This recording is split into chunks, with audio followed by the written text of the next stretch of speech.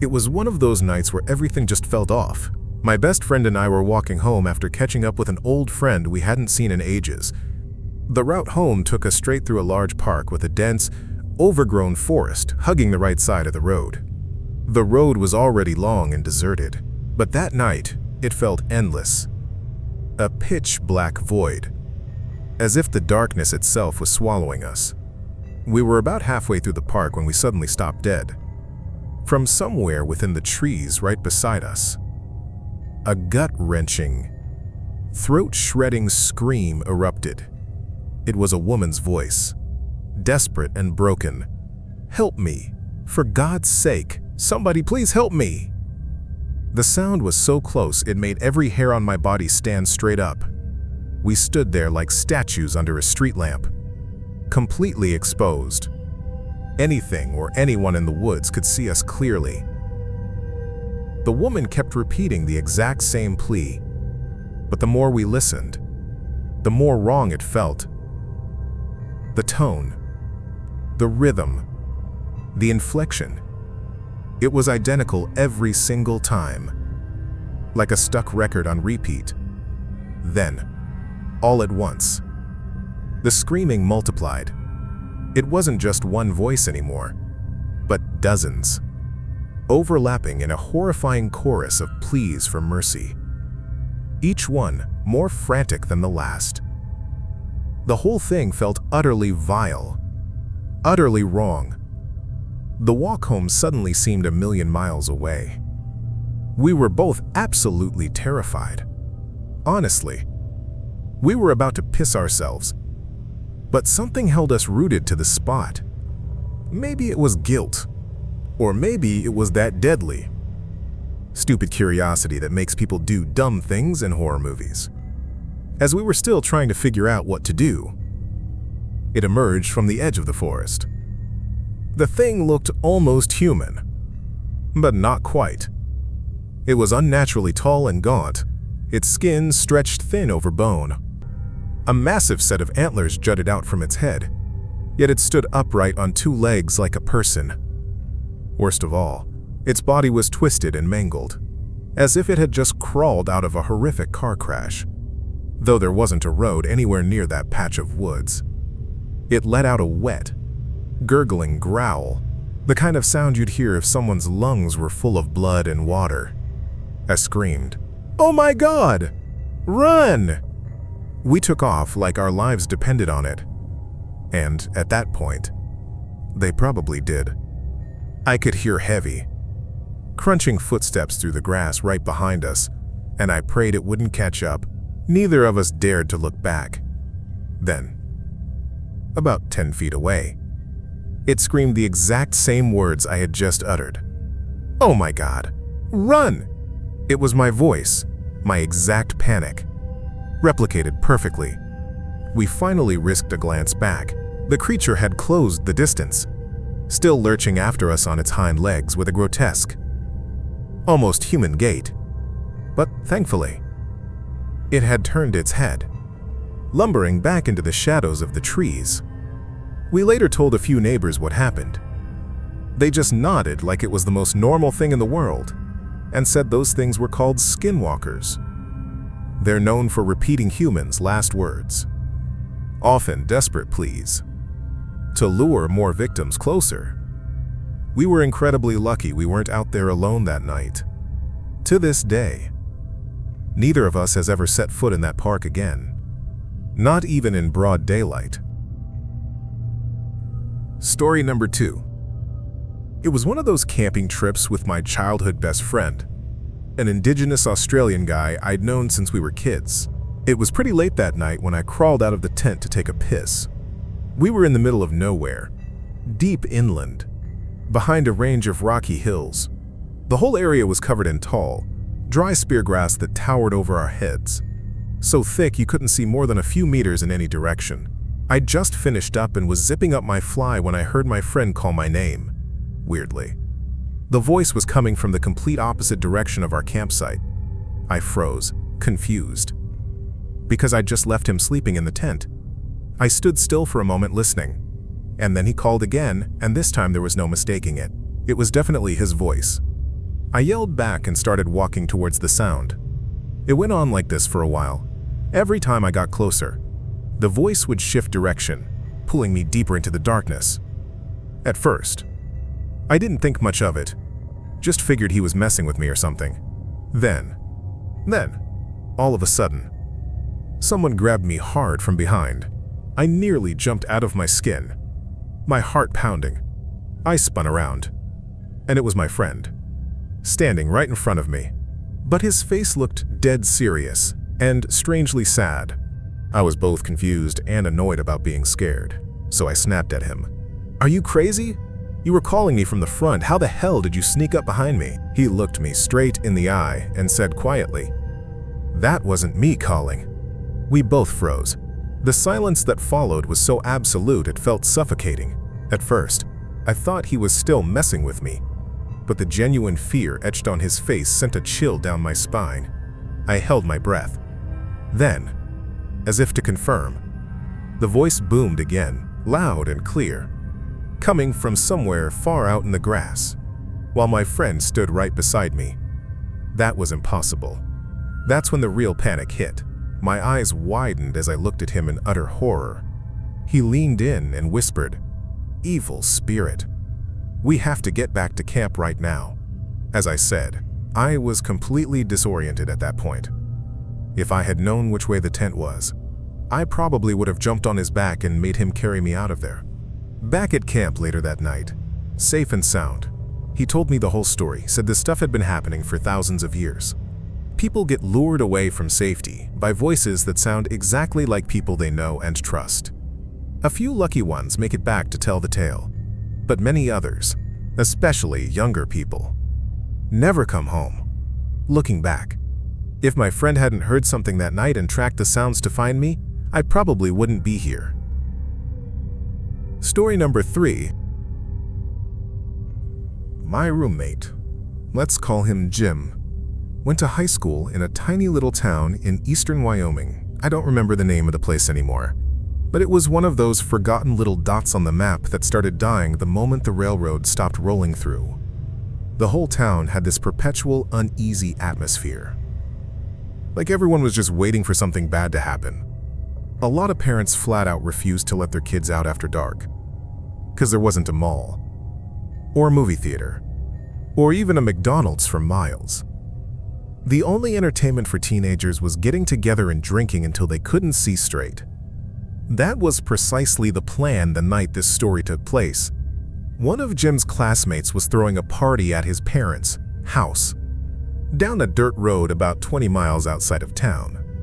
Jim was already a little apprehensive about driving that far in the dark. The area had a reputation for being extremely creepy after sunset, but his friends kept pestering, and he was the only one with a car.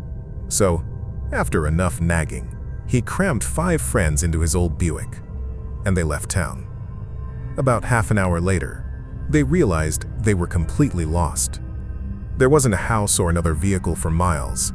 They figured they must have taken a wrong turn somewhere, so they decided to turn around and head back to the main road.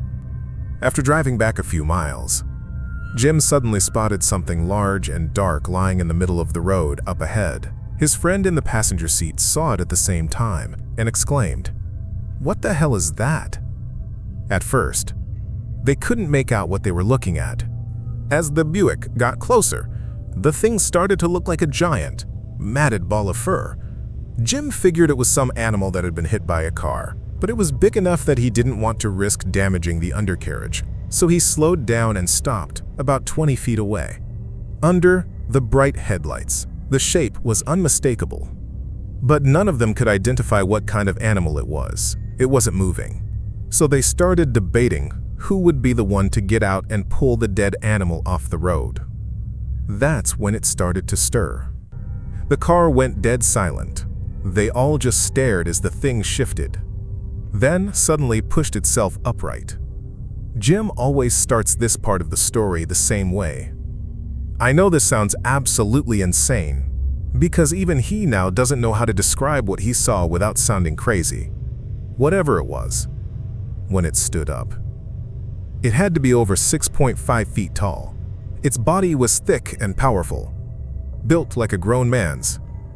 But every inch of its skin was covered in thick, dark fur. The head wasn't human-like at all. It looked like the head of a wolf or a German shepherd, with a long snout and pointed ears. Its eyes caught the headlights and glowed just like a cat's eyes at night, and they were locked onto the car. Jim said the hair on his arms still stood up when he talked about it, with one enormous clawed hand. The creature was holding a dead rabbit.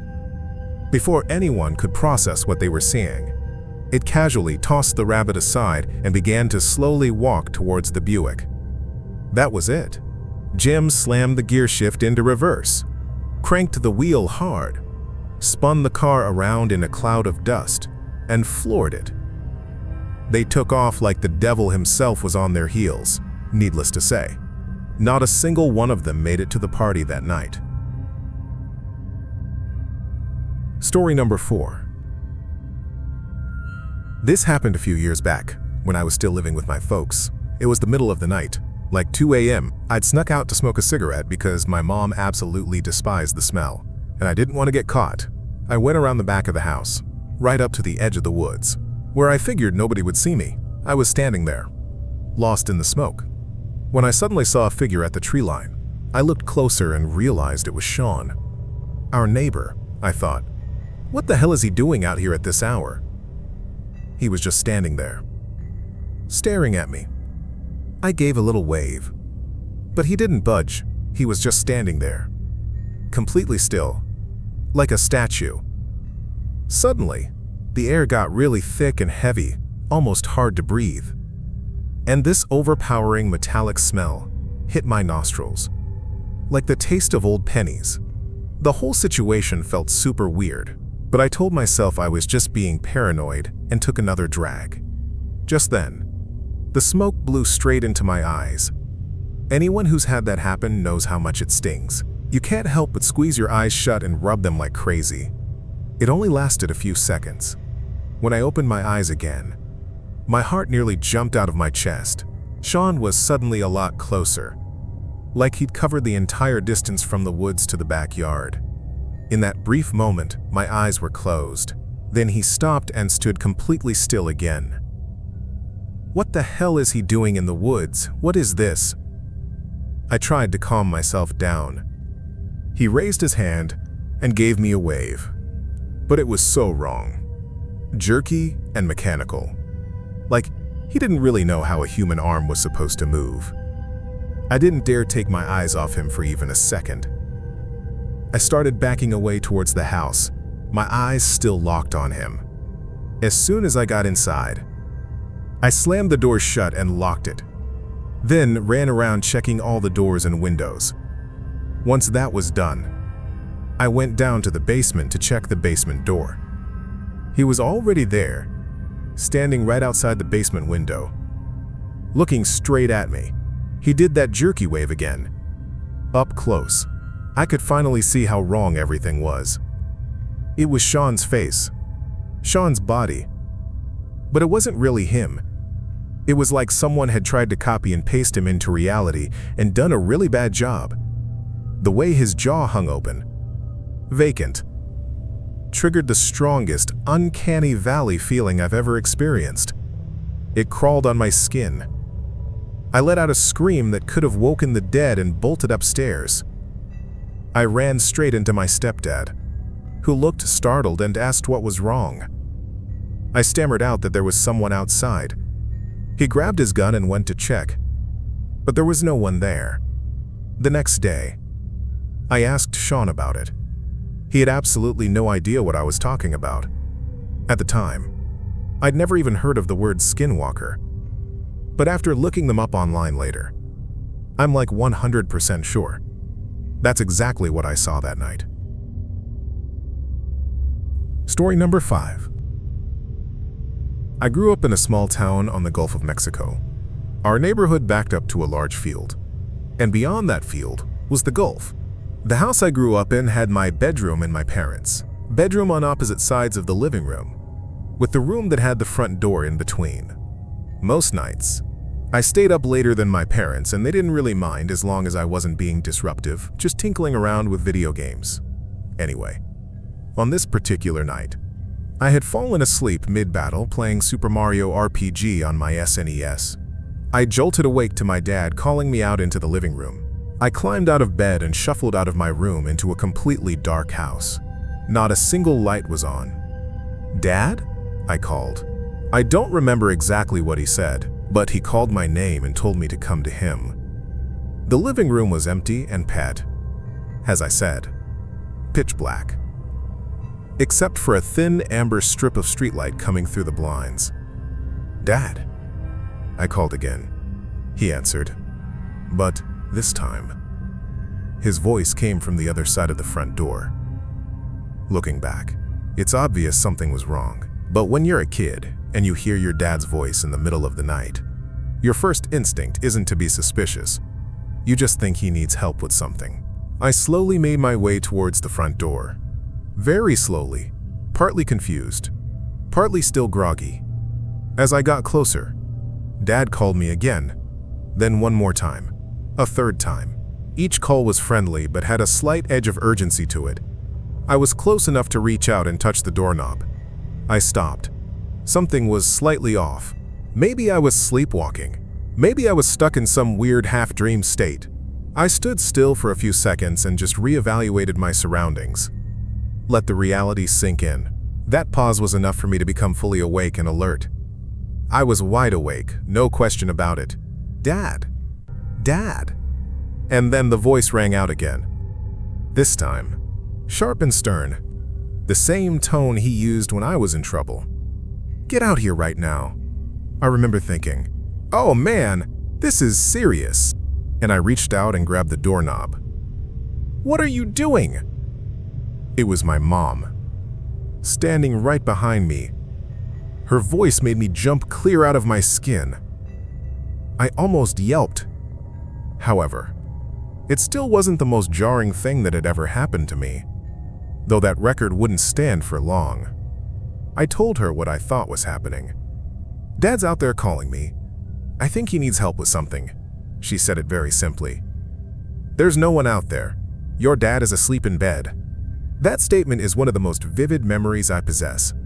Just thinking about it sends shivers down my spine. That was it. The new record. The most scared I've ever been in my life. I knew for a fact I wasn't dreaming. I wasn't sleepwalking. I remembered waking up, clearly remembering, and the voice started almost immediately after. It might have been what woke me up. I didn't know what to do with what my mom had just told me. I was utterly exhausted.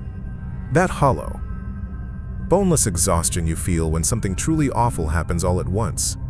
I mumbled, "Good night," shuffled back to my room, and collapsed on the floor until I passed out from emotional exhaustion. I've never heard anything like it since. I've been telling this story for 20 years, always in the same way. Because it's one of the clearest childhood memories I have. I'm certainly not going to sit here and swear it was a skinwalker. I honestly don't know what happened out there. But I've heard that they use tricks like that to lure people outside. The only thing I know for sure is that something was out there that night. And it nearly got me. Story number 6. I've posted a few stories about skinwalkers here before, but I finally decided it was time to share this one. It's hard to recall every single story my Navajo family told around the campfire, but this particular nightmare happened to me personally. The details are still etched into my mind as if they happened yesterday. It all started when my 2 older brothers, David and Luke's girlfriend Sarah, piled into their truck and drove down into the Red Rock Desert for a weekend of fresh air and target practice. We were deep in Navajo Resland, where the earth is that unmistakable, blood-red color you only find in southern Utah. If you ever get the chance, go. It's breathtaking. We packed a few handguns and headed to a place the locals called Devil's Heartbeat. I'd never been there before, but the other 3 knew it well. It's a narrow canyon that drops about 200 feet straight down. We parked at one end, right at the canyon's mouth. To our left was a sheer cliff face. Across the canyon were towering rock walls. In the distance, clearly visible even from where we stood, were the ancient ruins of the Anasazi. cliff faces dotted with old dwellings, ladders, and petroglyphs. Historians in the Navajo have differing ideas on what happened to the Anasazi, but there's one thing every Navajo kid grows up knowing: you don't mess with those ruins. The old stories say the Anasazi didn't just disappear, they stepped into another world and left everything behind. Bowls, tools, food still on the tables. My family has always stayed away from these places, and I'd never questioned it. I figured it was just out of respect for history. Others didn't care about any of that. They were too busy setting up targets and shooting guns. I, on the other hand, couldn't stop staring at the ruins across the canyon. Even from a distance, I could make out the stone beds, the wooden ladders still propped against the walls, the faint petroglyphs on the rock. Then something strange came over me, a powerful pull I couldn't explain. It wasn't normal curiosity. It felt like the ruins themselves were calling me, demanding I come closer. I grabbed a rope and started making my way down the cliff face, intending to cross the canyon floor and climb up the other side. It was an incredibly stupid idea, but my mind was foggy, like someone else was in control. I kept slipping and getting stuck between rocks, growing more frustrated. Then a deep, guttural growl echoed from the bottom of the canyon. The ground was thick with brush, so I couldn't see anything. But the sound made me think of a mountain lion. Instantly, I scrambled back up the rope as if my life depended on it. I didn't say a word to the others. We continued shooting for a long while. The next strange thing happened while Sarah was taking a shot. Everything went unusually quiet.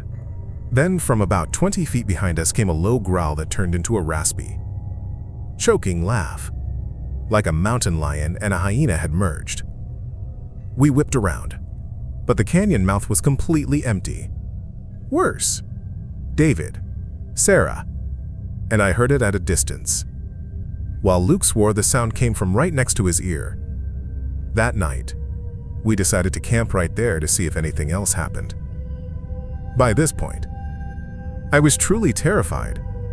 We had no sleeping bags or tents, just a few blankets spread on the ground under the starry sky and a small campfire. I drifted off to sleep, but a few hours later, I woke up to find everyone else awake, eyes wide open, listening. The entire canyon was filled with noise. The only way I can describe it is rocks being slammed together. A big clack from about 1.000 feet away, then a clack in response from 800 feet, then another from about 200 feet. The sound echoed off the walls, turning the canyon into a giant stone drum. It was rhythmic, like some kind of twisted Morse code. We lay there in silence for about 10 minutes. No night birds, no animals, just the constant rock pounding. Finally, David, the strongest and most skeptical of us, couldn't take it anymore. He sat up and yelled, "Shut the hell up." The silence was immediate. My heart was pounding so hard I thought it would break a rib. We just looked at each other. Then, the real terror began. From the direction of the Anasazi ruins came a high-pitched wail, like a stallion, growing louder and more frantic. The rock pounding started again, but now it was mixed with every kind of animal sound you could imagine. Wolves howling, owls hooting, monkeys screeching. That screech chilled me the most, all layered over the constant stallion cry. We didn't even talk about it. Within less than 10 minutes, we had doused the fire, rolled up our blankets, and bolted out of there with the sound still echoing behind us. Back home, I was still trembling. Before I went to bed, my Navajo foster mom sat down next to me.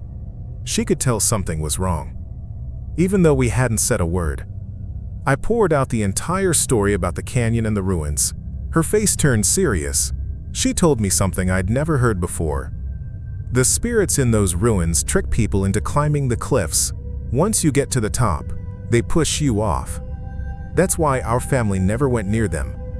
A few weeks later, I went back to working my graveyard shift at the call center in Salt Lake City. Ever since that trip, I'd felt uneasy, like something was watching me. My brothers even warned me that maybe a skinwalker had followed me.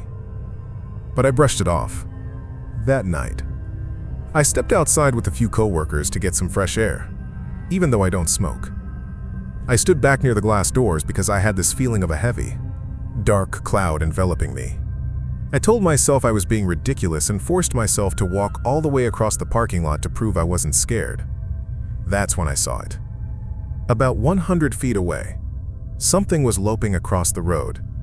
It looked like a dog, maybe a gray greyhound. But something was terribly wrong. Its legs were covered in blood, and it moved like someone crawling on all fours rather than an actual dog. Its hips swayed sickeningly, unnaturally. When I made a soft chuff-chuff sound to call it, it stopped, but it didn't turn its head like a normal dog ever would. Then it slowly looked back over its shoulder at me. Its eyes were too big and completely human-like. Its teeth were jagged and crooked, like it was ready to tear something apart. It let out a growl that turned into a high-pitched whistle, a sound no animal could make. It sounded like it was trying to talk or mocking me. And then I noticed the final detail that made me nauseous. It had no tail. In every Navajo story I'd ever heard, when a skinwalker transformed into animal form, it never had a tail.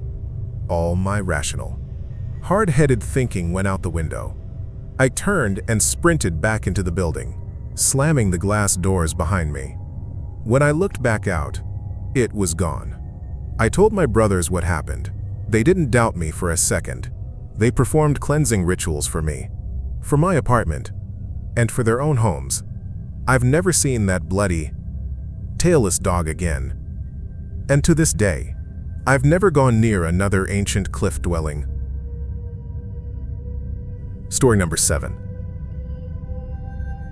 A few years back, I went camping with some of my closest buddies. One of them was Navajo, and we were all just guys looking to escape the real world and get lost in nature. The first night was awesome. We set up camp in a clearing, popped a few beers, and just laughed our heads off, maybe a little too much. But the second night, things took a turn for the worse. We hit the hay early, worn out from the night before. I woke up around 1 a.m., really needing to pee. I crawled out of the tent and headed for the tree line. After I was done and started to head back, I stopped dead in my tracks. Right across the clearing was a deer, but it was standing on its hind legs, straight up like a person. I know deer sometimes stand up to grab stuff, but this was different. This thing was strolling like it was on its way to the office. It turned its head, looked me dead in the eyes, and froze. We stared at each other for what felt like an eternity. The creature stood really tall. If we stood side by side, it would have been taller than me. Finally, I snapped out of my daze and started yelling to wake my friends up. Instantly, the deer bolted into the woods, still on 2 legs, letting out this horrifying shriek that sounded like a little girl crying but distorted, like there was static or radio interference mixed in. My 2 friends scrambled out of their tents, demanding to know what was going on and what that sound was. I knew I wasn't crazy because both of them heard it. I explained what I just saw, and my Navajo friend's face just drained of all color. "We gotta go," he said. "Pack up and get to the truck right now." My other friend and I were so freaked out that we didn't question his urgency at all. I'd heard about skinwalkers but always dismissed them as Native American folklore. Not anymore.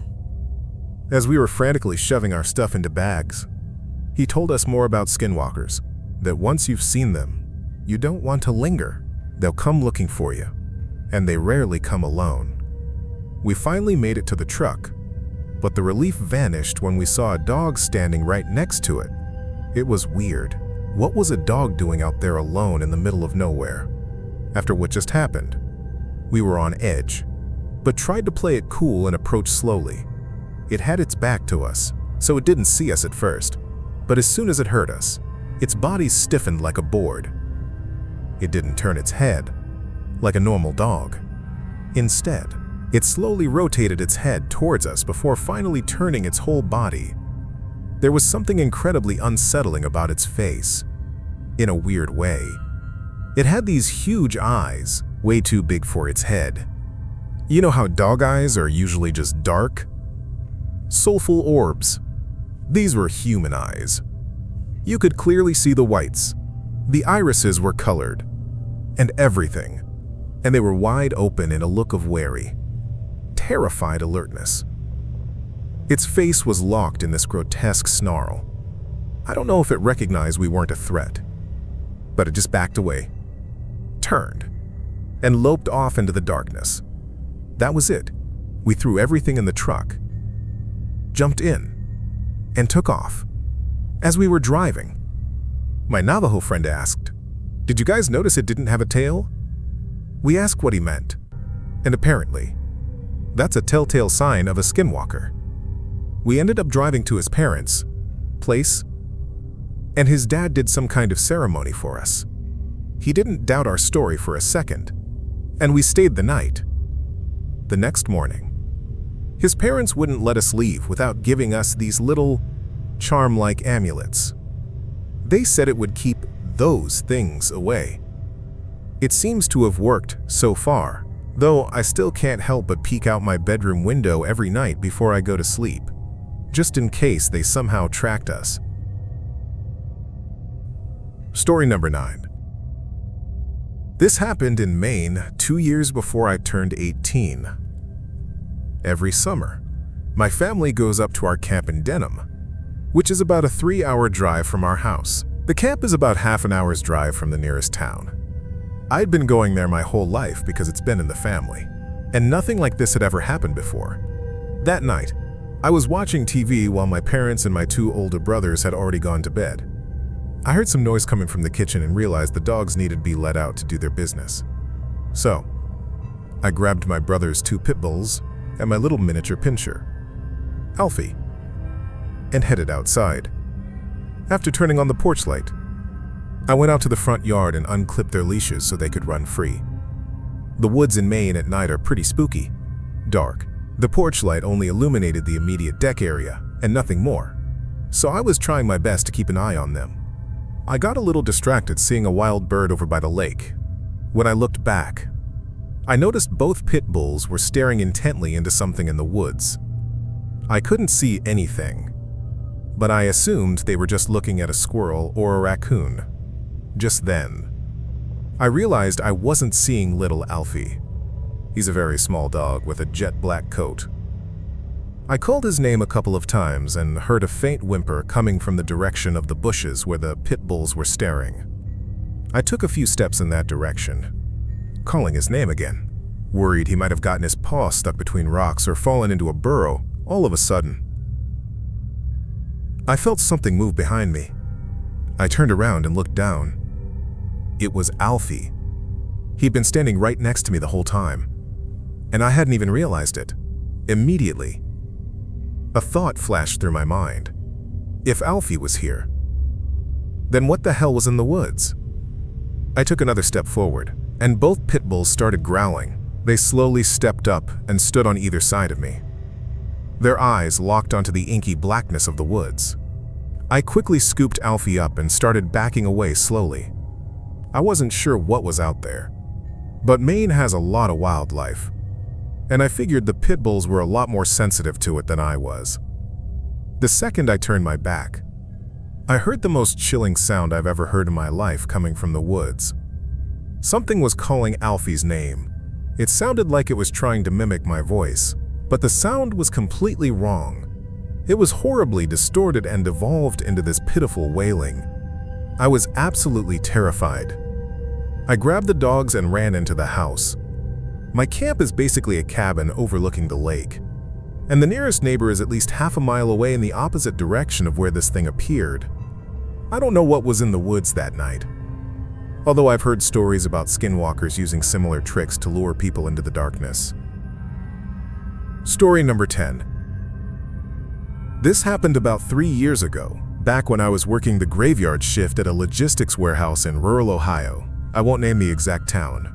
but it was nestled in a valley between two rolling ridges, surrounded by nothing but endless cornfields and abandoned pastures. It's one of those quiet, empty places where the silence itself starts to feel heavy and suffocating after midnight. My shift ended at 2 a.m. that night. My coworker Tyler had car trouble, so I offered to give him a ride home before heading back to my place. My route home took me down a lonely stretch of a 2-lane county road, about 5 miles long. To my left was a thick, dark tree line. To my right were harvested cornfields, leaving nothing but rows of sharp, dry stalks sticking out of the dirt. I was driving when my headlights caught something standing right in the middle of the road. I slammed on the brakes, stopping about 50 feet away. The high beams shined directly on it. At first glance, it looked like a dog, a large, dusty gray, emaciated creature, built like a greyhound. But its posture was completely wrong. It wasn't standing like a dog. Its 4 limbs were splayed out at bizarre, unnatural angles, like a human trying to crawl on all 4s but not knowing how to position their joints. I tapped the horn. It didn't budge. I laid on the horn. A long, loud blast. Still, it closed nothing. And then, it turned its head to look at me. It wasn't a dog's movement. A dog snaps its head toward a sound. Ears perked. This thing turned its head slowly, millimeter by millimeter, with a sickening deliberation, as if it wanted me to watch. When its face fully met my headlights, my heart dropped. I saw its eyes. I froze, barely daring to breathe. It had sclera, the whites of the eyes. Dogs don't have prominent whites like humans do. These were human eyes, wide and unblinking, staring straight through my windshield. There was a look in them I can't quite describe. It wasn't anger, and it wasn't fear. It was recognition, like it knew me. I looked down toward its hindquarters. No tail. Absolutely no tail. Just a smooth, bald patch of skin where a tail should have been. Right then, my phone buzzed in the cup holder. A text from Tyler. "You home yet? I've had this incredibly bad feeling ever since I got out of your car."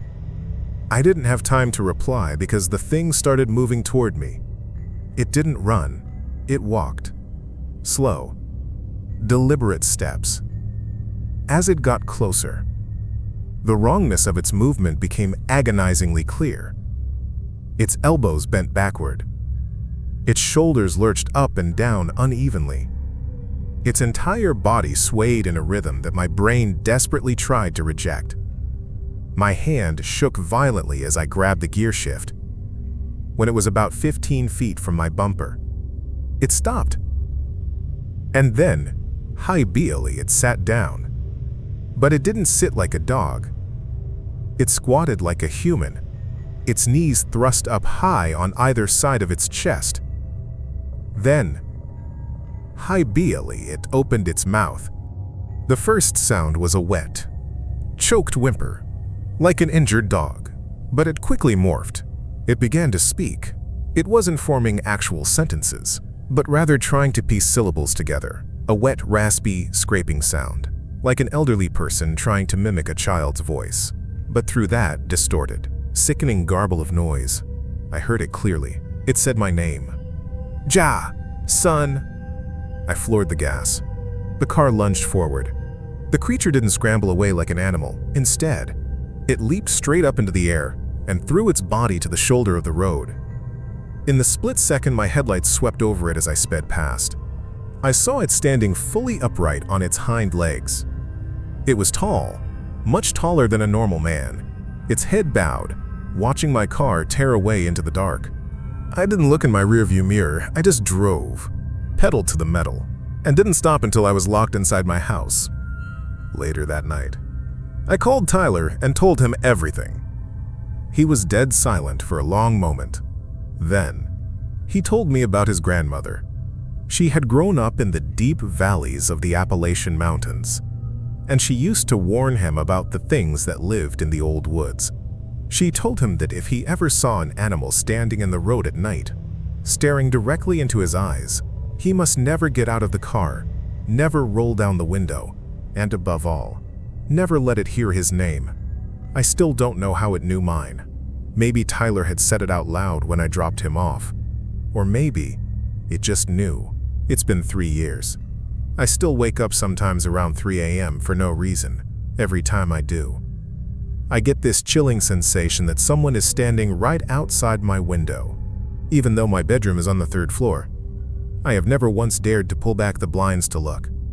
I don't drive down that county road after midnight anymore, and if I ever see any animal standing in the middle of the road, staring at my car, I don't wait, I don't honk, I don't look. I just turn the car around and drive the other way.